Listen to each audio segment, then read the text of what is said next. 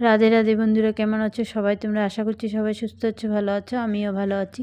তো আজকের একটা রেসিপির ভিডিও নিয়ে আপনাদের সামনে চলে আসলাম। আজকে কোনো ব্লগ ভিডিও নয়, একটা রেসিপি আপনাদের সঙ্গে শেয়ার করব। আশা করছি রেসিপিটা আপনাদের অনেক ভালো লাগবে দেখতে। তাহলে দেখতে থাকুন, আমার পাশে থাকুন ও ভিডিওটা সম্পূর্ণ দেখার অনুরোধ রইল। এখানে আমি ফুলকপিটাকে গ্রেট করে নুন দিয়ে মেখে রেখেছিলাম 10 মিনিটের মতন। আর রেসিপিটা আমার আপনাদের সঙ্গে শেয়ার করার কোনো ইচ্ছা ছিল না, মানে ভাবিনি রেসিপিটা শেয়ার করব ভাবে। তার জন্য প্রথম থেকে সব কিছু আর দেখাতে পারলাম না। ফুলকপিটাকে গ্রেট করে রেখেছি নুন মেখে। তারপর আমি দুধের ছানা কেটেছি, বাড়িতে দুধ জমিয়েছিলাম, বাড়ির দুধেই আমি ফাটিয়ে ছানাটা নিজেই বানিয়েছি। সেটাও আমি আপনাদের সঙ্গে শেয়ার করতে পারলাম না। তারপরে ভাবলাম যে রেসিপিটা যখন আমি বানাচ্ছি তাহলে আমি আমার বন্ধুদের সঙ্গেও শেয়ার করি। তার জন্য আর প্রথম থেকেই ভিডিওটা দেখাতে পারিনি। তো এর মধ্যে এখন নুন, হলুদ, কালো জিরে, জিরে, ধনে সব কিছু আমি নিয়ে নিয়েছি পরিমাণ মতন, এর মধ্যে এড করে দিলাম। তারপর আমি এর মধ্যে 4 চামচ বেসন এড করছি। এড করে তারপর এটাকে ভালো করে মেখে নেব। আমি এখানে যতটুকু ফুলকপি ও নিয়েছি, ছানাটা নিয়েছি, সেই পরিমাণে আমি মশলা, নুন, বেসন সব কিছু অ্যাড করেছি। আপনারা আপনাদের পরিমাণ মতন সব কিছু নিয়ে নেবেন। তারপর আমি এখানে ফুলকপি আর ছানার কোপ্তাটা আমি বানিয়ে নিচ্ছি গোল গোল করে।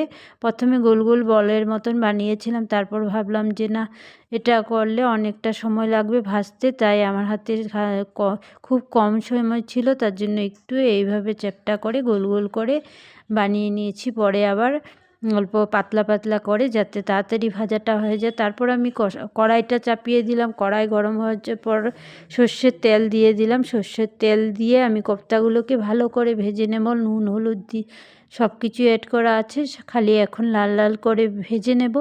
ভেজে তারপর আমি তুলে রাখবো। তারপর কি করছি না করছি পুরো ভিডিওটা জুড়ে আপনারা আমার সঙ্গে থাকুন, তাহলে বুঝতে পারবেন আমি কিভাবে রেসিপিটা তৈরি করেছি। এখন কোপ্তাগুলো দিয়ে দিয়েছি। কোপ্তাগুলো এক পার্ট হলে একদম হালকা হাতে এগুলোকে উল্টিয়ে দিতে হবে, তা না হলে খুন্তি লাগলে ভেঙে যেতে পারে, কারণ খুবই সফট হয়েছিল কোপ্তাগুলো। তার জন্য একদম হালকা হাতে এগুলোকে উল্টিয়ে দিতে লাগবে। এখানে আমি উল্টিয়ে দিচ্ছি। অপর পাশটা ভালো করে ভাজা হয়ে যাওয়ার পর কোপ্তাগুলোকে আমি নামিয়ে নেব।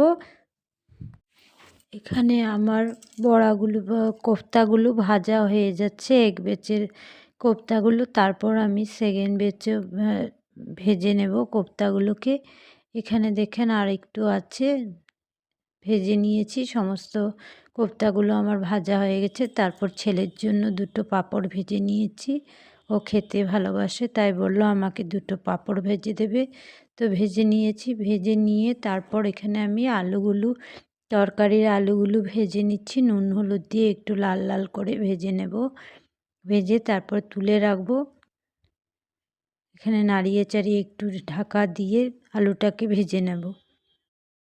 এদিকে আলুটা ভাজা হতে থাক, আর অপর পাশে গ্যাসে আমি একটু চা বসিয়ে নিয়েছি। চা খেয়ে নেব। সকাল দিকে চা না খেলে খুব ঘুম পায়। তো এদিকে চাটা বানিয়ে আমি খেয়ে নিয়েছি। ততক্ষণে আমার আলুটাও ভাজা হয়ে গেছে। এখানে গুঁড়ো মশলাগুলোকে আমি জল দিয়ে ভিজিয়ে রেখেছি। তারপর ফোড়নটা দিয়ে দিলাম, জিরে তেজপাতা দিয়েছি ফোড়নে দিয়ে। এখন মশলাগুলো এক এক করে দিয়ে দেব। প্রথমে দিলাম আদা আর কাঁচা লঙ্কা বাটা। আদা আর কাঁচা লঙ্কাটাকে ভালো করে ভেজে নেব, আদার কাঁচা গন্ধ না যাওয়া পর্যন্ত। তারপর আমি এর মধ্যে টমেটো পিউরি, মানে টমেটো গ্রেটার দিয়ে গ্রেট করে নিয়েছি, সেই টমেটোটাকে দিয়ে দিলাম। টমেটোটাকে একটু নাড়িয়ে চাড়িয়ে ভালো করে কাঁচা গন্ধটা যাওয়া পর্যন্ত একটু ভেজে নেব। টমেটো দেওয়ার পরে দিয়ে দিয়েছি নুন, তাহলে তাড়াতাড়ি টমেটোটা সিদ্ধ হয়ে যাবে। তারপর দেব গুঁড়ো মশলাটা। এখানে গুঁড়ো মশলাটা দিয়ে নাড়িয়ে চাড়িয়ে আমি আরেকটা মশলা রেডি করে নেব। সেটা হচ্ছে পোস্ত ও 4-5টা কাজু বাদাম।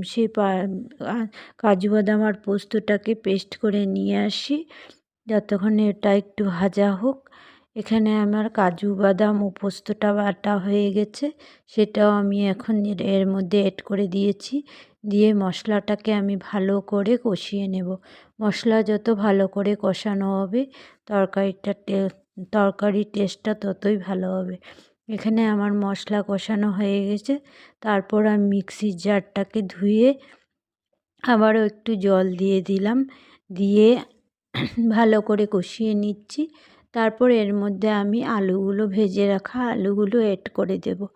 ভেজে রাখা আলুগুলো দিয়ে দিয়েছি, দিয়ে মশলার সাথে ভালো করে একটু কষিয়ে নেব। মশলার সাথে ভালো করে কষানো হয়ে গেলে আর ওদিকে আমি অপর পাশে একটু গরম জল বসিয়ে দিয়েছি ঝোলে দেওয়ার জন্য। এখন একটু টেস্টের ব্যালেন্সের জন্য অল্প চিনি অ্যাড করে দিয়েছি তার মধ্যে, দিয়ে তারপরে এর মধ্যে আমি গরম জলটা দিয়ে দিয়েছি। এখন ঝোলে জাল ওঠার অপেক্ষা। ঝোলে জাল ওঠার পর আমি কোপ্তাগুলোকে দিয়ে দেব।